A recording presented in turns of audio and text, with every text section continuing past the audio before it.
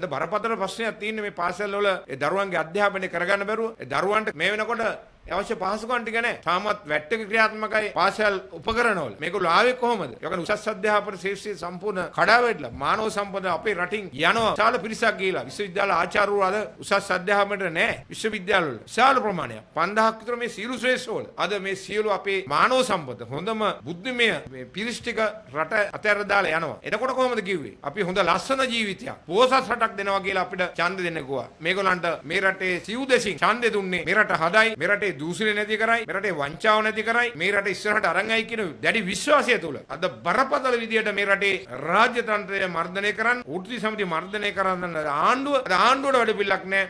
ආණ්ඩුවට ඉලක්කයක් නැහැ. ආණ්ඩුවට අධ්‍යාපනය පිළිබඳ ආණ්ඩුව රටට දීපු පොරොන්දුවද සියල්ල ඒ විශ්වාසය මේ ආණ්ඩුවේ කඩ කරලා තියෙන අධ්‍යාපන ඇමතුමිය ඇතුළු මේ නඩය. ඒ නිසා අපි කියනවා ජාති ද්‍රෝහී, ජනතා ද්‍රෝහී ආණ්ඩුවට අපි කියනවා වහම මේ අධ්‍යාපනයත් එක්ක කරන සෙල්ලම නවත්තපල්ලා. ඒක නවත්තලා නැවත ක්‍රමානුකූලව මේ වෙලාවේ අපිට දරන්න පුළුවන් පිරිවැයක් නෙමෙයි. කොලේ කඩලා අයින් කරා මොකද්ද මේ විහිළුව? ඇයි මේක පටවන්නේ වෙන පැත්තකට? වරදක් වුණා නම් වරද පිළිගන්නවත් මේ ආණ්ඩුවට කවදාවත් කොන්දක් නැහැ. කොහෙට හරි තල්ලු කරලා ඇඟ බේර ගන්න. CID එක නෙමෙයි යන්න ඕනේ මෙයා පැලවත්තර ගිහිල්ලා පැමිණිලි කරන්න. CID එකට ගිහිල්ලා වැඩක් වෙන්නේ නැහැ. මොකද දෙකම එකයිනේ. ඔය පැමිණිල්ල පැලවත්තේ කරන්නත් තිබුණා. ඒ සානිය අබේසකර මහත්තයා නිතර ආපු වේදිකාවල හිටපු මහත්තයෙක්නේ. හරි පහසින්ම පැමිණිල්ල කරන්න තිබ්බා. ඒ නිසා අපි කියනවා නැවතත් මේ වගේ රැවටිලි කරන්න එපා. විශේෂයෙන්ම අධ්‍යාපනයේ අද විශාල ප්‍රශ්න රාශියකට මුහුණ දීලා තියෙන වෙලාවක්. ඒ නිසා අපේ රටේ අධ්‍යාපනය ක්‍රමවත් කරන්න, විධිමත් කරන්න, මේ රටේ දිශානදිය තීන්දුව කරන්නේ, මේ රටේ අනාගතය තීන්දුව කරන්නේ, මේ රටට ගැළපෙන නිවැරදි අධ්‍යාපන ක්‍රමයක්, මේ රටේ ජාතික ආර්ථිකයකට හුරු කරන දරුවෙක් නිර්මාණය කරන්න ඕනේ. ඒ සියල්ල කරත් අපේ සාර ධර්ම අපිට